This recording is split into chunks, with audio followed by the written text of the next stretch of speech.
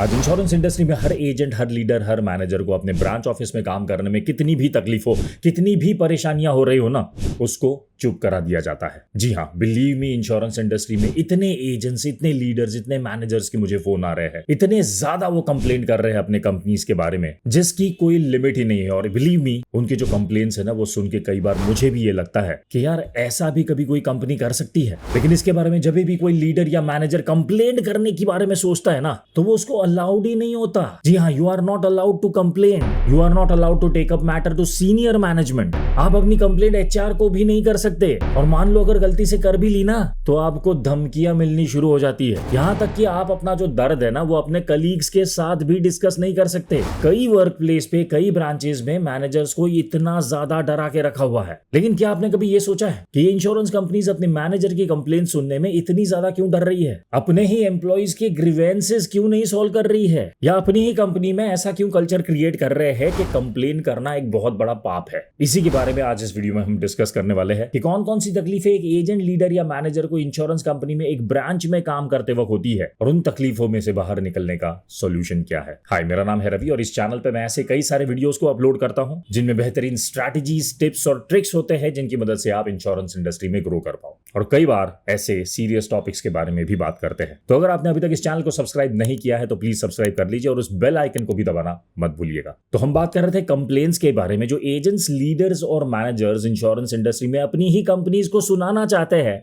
लेकिन कोई सुन नहीं रहा है। जैसे ये भी बोला जाता है कि हमें अचानक से रातों रात टर्मिनेट कर दिया गया और हमें कोई नोटिस भी नहीं दी गई। जब हम दूसरे दिन सुबह ऑफिस पे गए तो पहली चीज मीटिंग में हुई कि हमें टर्मिनेशन ऑर्डर दे दिया गया हमारे हाथ में, विदाउट एनी नोटिस।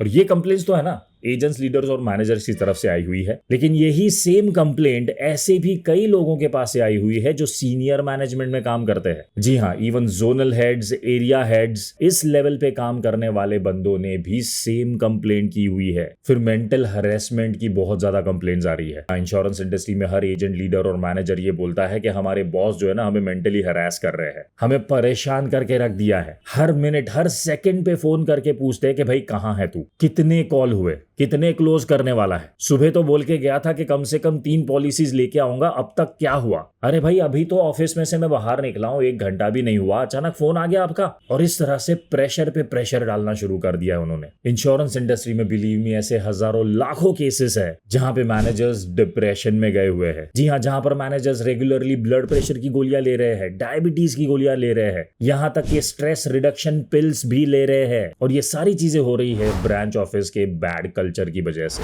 जी हाँ, कई जगहों पे ये कल्चर ही बना के रखा हुआ है कि मैनेजर्स को हमेशा स्ट्रेस में रखो, प्रेशर में रखो, तो ही काम करेंगे, अदरवाइज उनके पास से बिजनेस मिलना मुश्किल है। इसके साथ साथ ऐसी भी कुछ कंप्लेन मिली हुई है जहां पर बार बार एजेंट्स, लीडर्स, मैनेजर्स कंपनी को कंप्लेन पे कंप्लेन कर रहे हैं और बोल रहे हैं हमें कोई प्रॉपर ट्रेनिंग नहीं मिल रही है हमारे ब्रांच ऑफिस में, प्लीज हमें ट्रेन कीजिए। हमारे सुपीरियर्स के पास से जीरो सपोर्ट है। यहां तक कि कई बार अगर हम उनको कॉल पे बुलाते हैं ना, तो कॉल पे भी नहीं आते। अरे वो तो छोड़िए, हमें ये तक नहीं सिखाते कि हमारी गलतियां कहां हो रही है, हमें कहां पे इंप्रूव करना चाहिए। बस हमेशा मीटिंग लेके प्रेशर डालते रहते हैं, दैट्स इट। कई मैनेजर्स ने ना मुझे फोन करके ये भी बोला हुआ है कि सर कैन यू बिलीव, हमें है ना हमारे कंपनी के पास से प्रोडक्ट ट्रेनिंग तक नहीं मिली है। जी हाँ, प्रोडक्ट ट्रेनिंग, कि आपकी कंपनी में कौन कौन से प्रोडक्ट्स है, उसको कैसे बेचना है, ये तक नहीं बताया हुआ है। उसके कौन से फीचर्स है, उनके क्या एडवांटेजेस है, ये कुछ भी नहीं बताया हुआ है। ये सारी चीजें हमने ब्रोशर पढ़ पढ़ के सीखी हुई है। और जहां पर प्रोडक्ट ट्रेनिंग हुई है ना, वहां पर लोग बोल रहे हैं कि सर प्रोडक्ट ट्रेनिंग के वक्त है ना, प्रोडक्ट के बारे में सारी अच्छी चीजें ही बताते हैं, उसमें नेगेटिव चीजें क्या है वो कभी नहीं बताते। उससे बेहतर कॉम्पिटिटर्स के पास कौन सा प्रोडक्ट है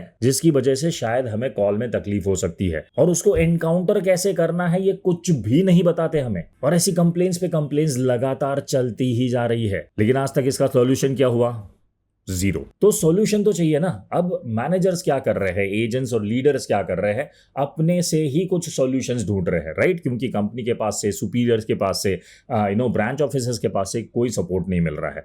तो हमें काम करना है, तो हमें तो कुछ तो सॉल्यूशन निकालना पड़ेगा ना। मैनेजर्स क्या सॉल्यूशन निकाल रहे हैं इसका? कई जगहों पे मैनेजर्स अपने खर्चे पे एक्सटर्नल ट्रेनर्स को इन्वाइट कर रहे हैं। जी हाँ, बैंक्वेट हॉल बुक कर रहे हैं खुद से, 15-20 मैनेजर्स मिलकर पूरा खर्चा उठा लेते हैं, एक्सटर्नल ट्रेनर को बुलाते हैं और अच्छी अच्छी चीजें अपने से ही सीख रहे हैं। क्योंकि उन सबको पता है कि जब तक हम अपनी स्किल्स को एनहांस नहीं करेंगे ना, तब तक इंश्योरेंस इंडस्ट्री में टिके रहना बहुत ज्यादा मुश्किल है। कई ब्रांचेस में जहां पे इतना अच्छा कोऑर्डिनेशन और कोऑपरेशन नहीं है, वहां पे यूट्यूब पे वीडियोस देख देख के लोग सीख रहे हैं। जी हाँ, अपनी ही कंपनी के प्रोडक्ट्स के बारे में यूट्यूब पे जाके जानकारी ले रहे हैं। Isn't that funny? यूट्यूब पे अलग अलग वीडियोस देख के अपने स्किल्स को एनहांस करने की कोशिश कर रहे हैं, और कई बार इस चक्कर में ऐसी भी इंफॉर्मेशन उनको मिल जाती है जिनका कोई यूज नहीं है। जी हाँ, 2-3 वीडियोस देखने के बाद कई बार रील्स पे पहुंच जाते हैं, रील्स देखना शुरू कर देते हैं, टाइम वेस्ट, राइट। और कई बार सिर्फ मोटिवेशनल वीडियोस देखना शुरू कर देते हैं। मैं ये नहीं बोल रहा हूं कि मोटिवेशनल वीडियोस नहीं देखने चाहिए, लेकिन अगर आपको स्किल्स को एनहांस करना है ना, तो मोटिवेशनल वीडियोस से कुछ नहीं होगा, आपको स्ट्रैटेजी वीडियोस देखने पड़ेंगे, राइट। तो सबसे बड़ा और इंपॉर्टेंट सवाल जो मेरे पास आता है रेगुलरली एजेंट्स, लीडर्स और मैनेजर्स के पास से, कि सर जब कंपनी के पास से, ब्रांच के पास से, सुपीरियर के पास से कोई सपोर्ट ना हो, तो इंश्योरेंस इंडस्ट्री में एक बंदे को काम कैसे करना चाहिए? तो ऐसे सवाल के जवाब में मैं उनको 2 पॉइंट्स बताता हूं, सिंपल। पहला पॉइंट है, क्या आपको सबसे पहले आपका ऑब्जेक्टिव एब्सोल्युटली क्लियरली पता होना चाहिए। जी हाँ, इसका मतलब यह है कि आपका बिजनेस ऑब्जेक्टिव क्या है और आपका रिक्रूटमेंट ऑब्जेक्टिव क्या है। इसके जवाब में तुरंत हर लीडर, हर एजेंट और हर मैनेजर मुझे बोलता है कि सर ये तो हमें पता है, हमारा बिजनेस ऑब्जेक्टिव है, हमारा टारगेट, हमें इतने लाख का बिजनेस करना है 1 साल के अंदर, और हमारा रिक्रूटमेंट ऑब्जेक्टिव भी एकदम क्लियर है, हमें इतने लोगों को हमारी टीम में रिक्रूट करना है, दैट्स इट। मैं उनको वहीं पे बोलता हूं कि गलत, ये आपका ऑब्जेक्टिव नहीं है, ये तो सिर्फ आपका कंपनी ने दिया हुआ टारगेट है। लेकिन इस टारगेट को अगर आपको कंप्लीट करना है ना, तो अगर आप इस नंबर के पीछे भागोगे, आपका टारगेट कभी भी कंप्लीट नहीं होगा। अगर आप इंश्योरेंस इंडस्ट्री में बिजनेस या रिक्रूटमेंट करना चाहते हो ना, तो आपका सबसे पहला ऑब्जेक्टिव होना चाहिए कि आपको लोगों को सिर्फ हेल्प करनी है, दैट्स इट। जी हाँ, जब तक आपका हेल्पिंग एटीट्यूड नहीं होगा ना, लोग आपकी कभी नहीं सुनेंगे। आपका टारगेट कंप्लीट करने के लिए क्यों कोई आपकी टीम में काम करेगा? आपका टारगेट कंप्लीट करने के लिए कोई क्यों आपको बिजनेस देगा यार? Make sense? लॉजिक बनता है? अगर हाँ तो प्लीज नीचे कमेंट्स में लिखिए आई एग्री। कभी भी अपने टारगेट को कंप्लीट करने के लिए ना इंश्योरेंस इंडस्ट्री में काम मत कीजिएगा। अगर आप लोगों को हेल्प करने के लिए इंश्योरेंस इंडस्ट्री में काम करोगे ना, फिर देखिए किस तरह से जल्दी जल्दी लोग जुड़ते हैं आपके साथ। दूसरा ऑब्जेक्टिव होना चाहिए कि आपको अपने नॉलेज से लोगों को इन्फ्लुएंस करना है, कन्विंस नहीं करना है। क्योंकि कन्विंस करने के लिए जाओगे ना तो गिड़गिड़ाना शुरू करोगे, एंड बिलीव मी, इससे कोई रिजल्ट नहीं मिलता। इन्फ्लुएंस करोगे ना अपने नॉलेज से, तो लोग आपके फैन हो जाएंगे, isn't it? Again, if you agree please right I agree into the chat section. और तीसरा ऑब्जेक्टिव हमारा ये होना चाहिए कि मुझे कम से कम समय में ज्यादा से ज्यादा लोगों को रीच करना है। इसलिए जो भी कंपनी में से आपको सिखाया ना कि एक एक करके लोगों का अपॉइंटमेंट लो, उनके घर पे जाओ, उनके ऑफिस पे जाओ, उनको कन्विंस करो, ये तरीका आपके काम नहीं आने वाला है। इसको मैं ट्रेडिशनल टेक्निक बोलता हूं, जिससे सिर्फ टाइम वेस्ट होता है और फ्रस्ट्रेशन बढ़ता है। कम समय में ज्यादा से ज्यादा लोगों को मिलने के आजकल बहुत सारे अलग अलग टेक्निक्स और स्ट्रैटेजीज निकले हुए हैं, जिनमें से ज्यादातर टेक्निक्स और स्ट्रैटेजीज मैंने अपने यूट्यूब चैनल पे भी सिखाए हुए हैं। आप इस चैनल पे अच्छे अच्छे वीडियोस को देख के भी आप उन स्ट्रैटेजीज और टेक्निक्स को सीख सकते हो और कम समय में ज्यादा से ज्यादा लोगों को रीच कर सकते हो। और दूसरा पॉइंट जो मैं उनके साथ शेयर करता हूं वो ये है कि आपका जो ओवरऑल बिजनेस स्ट्रैटेजी है ना, वो 80% ऑनलाइन होना चाहिए और 20% ऑफलाइन होना चाहिए। जी हाँ, मुझे पता है ज्यादातर लोग इसका ठीक उल्टा करते हैं। 20% ही कुछ चीजें ऑनलाइन अपलोड या पोस्ट करते रहते हैं और 80% टाइम मार्केट में सिर्फ घूमते रहते हैं, अपना टाइम वेस्ट करते हैं, राइट। लेकिन इसी रेशियो को अगर आप 80% ऑनलाइन और 20% ऑफलाइन करोगे ना, आपका काम बहुत जल्दी होना शुरू हो जाएगा। क्यों? क्योंकि आप ही देखिए ना, क्या आपको पर्सनल अपॉइंटमेंट आजकल मिल रहे हैं? Is it easy to get personal appointments? No, right. लोग हमें बुला ही नहीं रहे हैं अपने घर पे या अपने ऑफिस पे। जब फोन करते हैं पर्सनल अपॉइंटमेंट मांगने के लिए, लोग धुतकार देते हैं, फोन रख देते हैं, पटक देते हैं, राइट।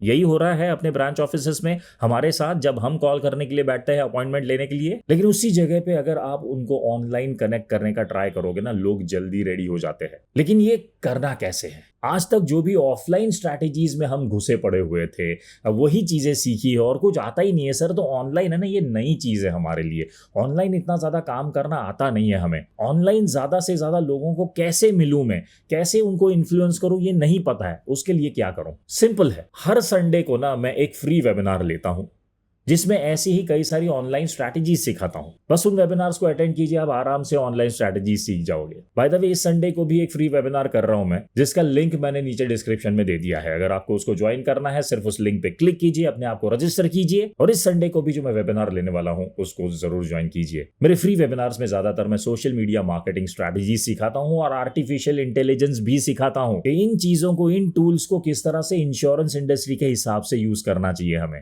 राइट। सो नीचे लिंक है उस पर क्लिक कीजिए। इस वेबिनार को बिल्कुल भी मिस मत कीजिएगा। इसके साथ साथ मुझे आपको एक सवाल पूछना है और ये सवाल बहुत ज्यादा सीरियस है। इस वीडियो में जितने भी प्रॉब्लम्स, जितनी भी तकलीफों के बारे में मैंने डिस्कस किया, क्या आप भी उनमें से कुछ फेस कर रहे हो? अगर हाँ तो उसके बारे में नीचे प्लीज कमेंट्स में लिख के बताइए, सो दैट इंश्योरेंस कम्युनिटी में अगर किसी के पास भी उसका कोई भी सॉल्यूशन हो, अगर मेरे पास भी कोई भी सॉल्यूशन हो, तो मैं आपको उसमें मदद कर पाऊं। या कई बार ऐसा भी होता है कि दूसरे भी लोग आपके कमेंट्स पे कमेंट करेंगे और आपको हेल्प करेंगे। और इंश्योरेंस इंडस्ट्री में अगर आपको अपना सेल डबल करना है तो उससे रिलेटेड एक बेहतरीन स्ट्रैटेजीज मैंने डिस्कस की हुई मेरे वीडियो में, जिसका नाम है डबल योर सेल, जिसका लिंक मैंने आपके साथ यहां पर शेयर कर दिया है। इसको क्लिक करके इस वीडियो को जरूर देखिएगा। और इंश्योरेंस इंडस्ट्री में ग्रो करने के लिए और एक वीडियो मैंने यहां पे नीचे रख दिया है, उसको भी क्लिक करके आप जरूर देखिएगा। और ये वीडियो अगर आपको अच्छा लगा है तो इसको लाइक और शेयर जरूर कर देना, और चैनल के सपोर्ट के लिए इसको सब्सक्राइब करना बिल्कुल मत भूलना, और हाँ, वो बेल आइकन भी प्रेस करना बहुत ज्यादा जरूरी है। Thank you so much for watching. मिलते हैं अगले वीडियो में।